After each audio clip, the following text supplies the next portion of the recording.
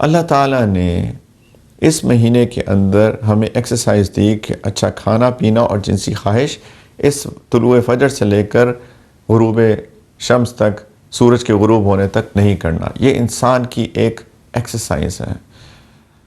اس کے علاوہ گناہ بھی نہیں کرنے. یہ تو روزہ ہوتا ہی نہیں ہے اگر انسان کھا لے پی لے یا جنسی خواہش کی تکمیل کر لے طلوع فجر سے لے کر سورج کے غروب ہونے تک، لیکن گناہ بھی نہیں کرنے. نبی کریم علیہ السلام نے ترغیب دی کہ دیکھو گناہ بھی نہیں کرنے. ایک حدیث مبارکہ سنن ابن ماجہ کی روایت ہے، نبی کریم علیہ السلام نے فرمایا کہ روزہ دار جب سوتا بھی ہے تو اس کو عبادت کا ثواب ملتا ہے یہاں تک کہ وہ غیبت نہ کرے، جب تک کہ وہ غیبت نہ کرے. سبحان اللہ. یعنی اگر غیبت کرے گا تو پھر انسان کا جو اجر ہے وہ ضائع ہو جائے گا.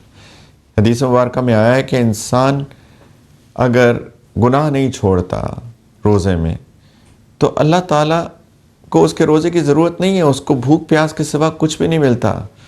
رات انسان نفل پڑھتا ہے، عبادت کرتا ہے، تراویح پڑھتا ہے، لیکن اگر وہ گناہوں کو نہیں چھوڑتا تو اس کو رات کو زیادہ جاگنے کے سوا کچھ حاصل نہیں ہوتا، روزے کا اجر نہیں ملتا.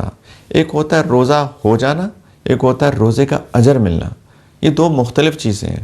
تو اگر انسان کھائے پیے نہیں اور جنسی خواہشات کی تکمیل نہ کرے طلوع فجر سے غروب آفتاب تک، روزہ تو ہو جائے گا لیکن اگر اس میں گناہ کرے گا تو روزے کا اجر نہیں ملے گا. تو یہ ایک ایکسرسائز ہے، ایک نفس کی ایکسرسائز ہے. سرکش شیاطین قید کر دیے گئے. تو اللہ تعالیٰ نے ایک پورا انوائرمنٹ دیا اور سب کو دیا.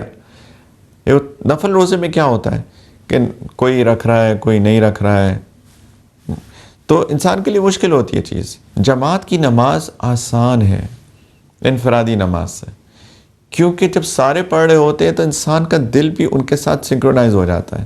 انسان کو نماز پڑھنے کا جی چاہتا ہے کیونکہ ساری جماعت پڑھ رہی ہے. انفرادی مشکل ہوتی ہے، ابھی پڑھتا ہوں، تو اس میں انسان کو سستی ہو جاتی ہے. آپ کو پتہ ہے کہ اتنے بجے 1 بجے نماز ہے تو 1 بجے مجھ کو مسجد پہنچنا ہے، 1 ہی بجے پہنچنا ہے، اور سب کے ساتھ نماز پڑھتے ہیں آسان ہوتا ہے. اسی طریقے سے رمضان المبارک ایک مہینہ سارے مسلمان روزہ رکھیں، الا یہ کہ کوئی مریض ہو، کوئی بیمار ہو، یا پھر کوئی سفر میں ہو تو اس کے لیے رخصت ہے، اس کے لیے چوائس ہے، رکھنا چاہتا ہے تو رکھے، نہیں رکھنا چاہتا تو نہ رکھے. اور ترغیب اس چیز کی ہے کہ اگر رکھ سکے تو رکھ لے. لیکن سارے جب رکھ رہے ہیں تو ایک انوائرمنٹ بھی ہے، ایک روحانی ماحول ہے. انسان کی روحانی ترقی ہوتی ہے اس رمضان المبارک میں. اس مہینے میں انسان فرشتہ صفت بنتا ہے. فرشتے کھاتے پیتے نہیں ہیں، فرشتے شادی نہیں کرتے، although انسان کھاتا پیتا بھی ہے اور انسان نکاح بھی کرتا ہے، لیکن چونکہ فرشتے معصوم ہوتے ہیں، وہ گناہ نہیں کرتے، تو اللہ تعالیٰ ٹریننگ کروا رہے ہیں کہ گناہ بھی مت کرو میرے بندو، میرے سے تعلق پیدا کرو، میرے قریب ہو جاؤ.